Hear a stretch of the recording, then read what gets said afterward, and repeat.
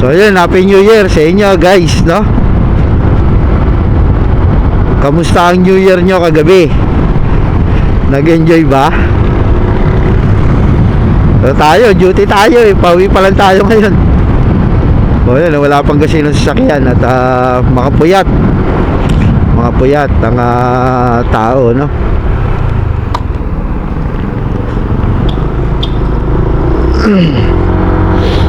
Gulat ako dun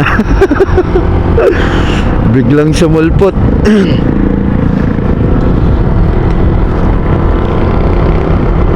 Yan ang sasabi ko, offline sita to.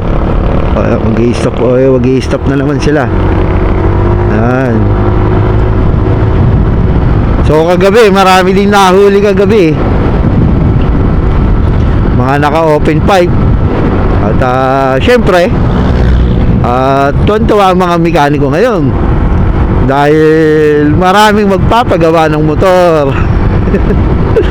Diba? Ewan ko ba, siguro kanya-kanya tayo, no? Pero ewan ko ba bakit iba gustong-gusto yun ng ano, no? Gusto mag-open pipe at magingay ng ganun. Pero sa isang banda, mas maganda na rin yung ganun. At iwas disgrasya din gawa ng hindi ka nakahawak ng paputok, no? Kaso ang malala naman ito pag nasira ang motor mo. Katulad kagabi, naka-open pipe. Ewan ko, siguro baka gamit nun, umaga pa lang ginagamit na.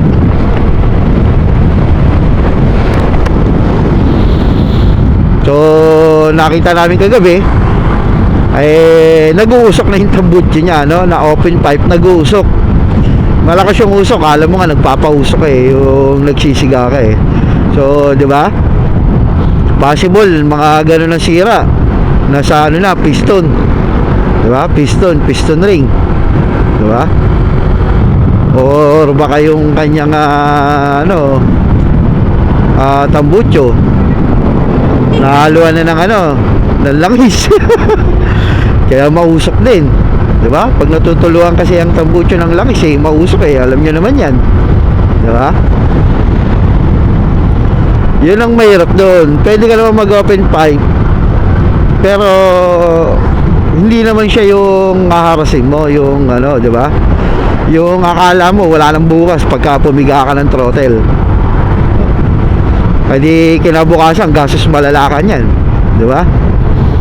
Possible biyak ang kaya palit ka na yan, palit block ka yan kung sakali, di ba?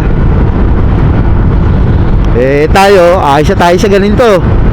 Normal lang na na tambutso, yung stock lang, busi-busi na lang pagdating ng madaling araw, ng ating gabi, diba? Safe ka na, safe ang motor mo, busi-busi na ka lang, Inabukasan, walang gastos, wala kang isipin.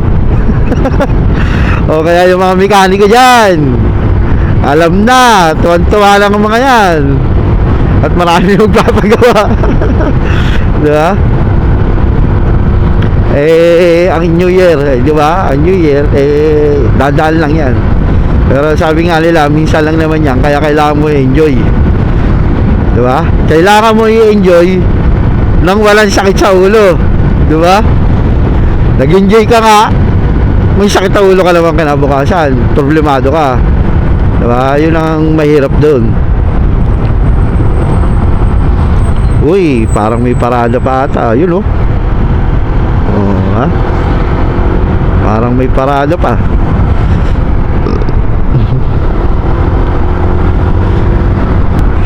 So ayan, ngayon pauwi na tayo. Ngayon tayo babawi. Tayo naman babawi ngayong araw na to, no? January 1. So, pero ma-upload ko to guys, itong video na to baka kinabukasan bukas, January 2 na siguro ma-upload tong ating video. Bukas ng hapon, siguro mga 5 o 6 PM. So, yun. Nandito tayo sumbahan ng pagsanghan.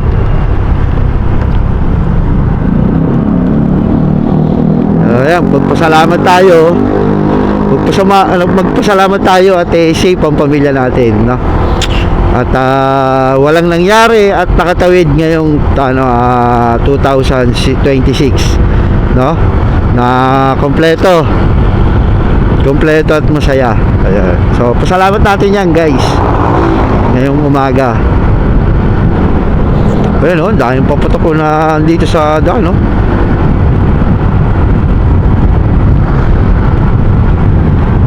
Buti na lang may libangan ako rito, si Toothless. Ayan, oh, kumakampay si Toothless.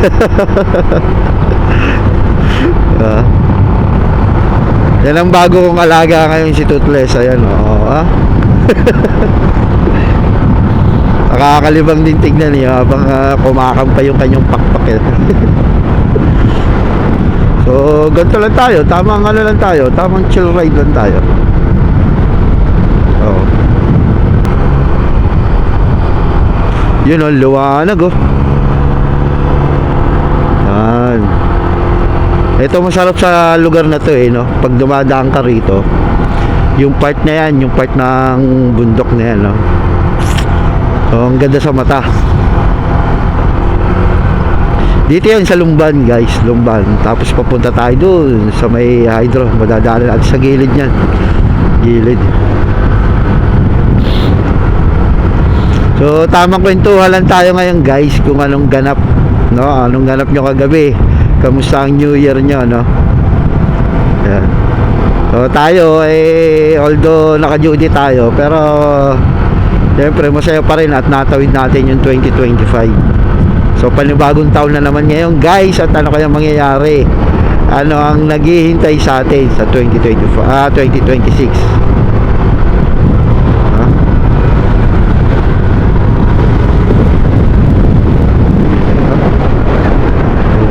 Ng mga bundok, parang gusto ko talaga mag-rides, di ba?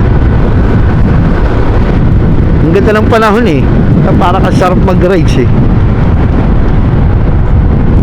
pero sabi ko nga, bawi tayo sa ngayong araw, at Pasko at bagong taon, duty tayo.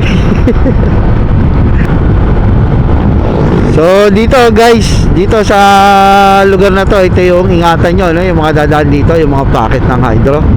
Ayan, no? Ito, yan, yung part na yan, no? So paggabi, ayan, no? Lalo na yung lubak na malalim yan. Paggabi, hindi makita yan, guys. Kaya ingat-ingat tayo, no? Dahan-dahan tayo pag dadaan tayo rito sa may packet ng hydro dito sa Lumban, no? Wala pa namang ilaw sa gabi dyan pag di nyo napansin yung malaking lubak na yan. So delikado, baka may mga aksidente pa sa ano, makita yun, ano. Yun ang ano, guys, yun yung problema pagka yung mga espalto, no, mga ganyan. Kasi hindi na binabakalan yan, guys. Dinidiretso na yan, parang rubberized na yan.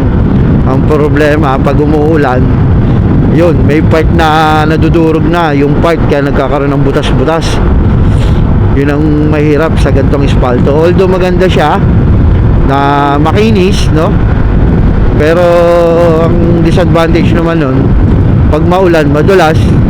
Tapos pag malakas, possible magkakaroon pa ng butas-butas yung mga kalsada. Kahit na kagagawa pa lang, ayun, wala pa isang buwan, nagkakaroon na ng butas yung iba.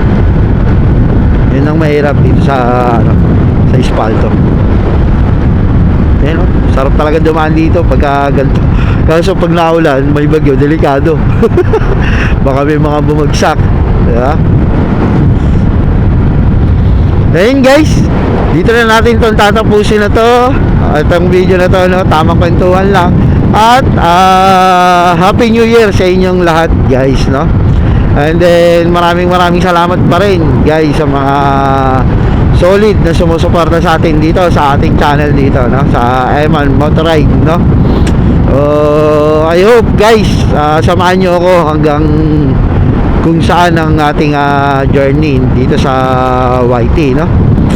So yun, guys, maraming salamat at ingat kayo palagi. So God bless, ride safe. Ayan.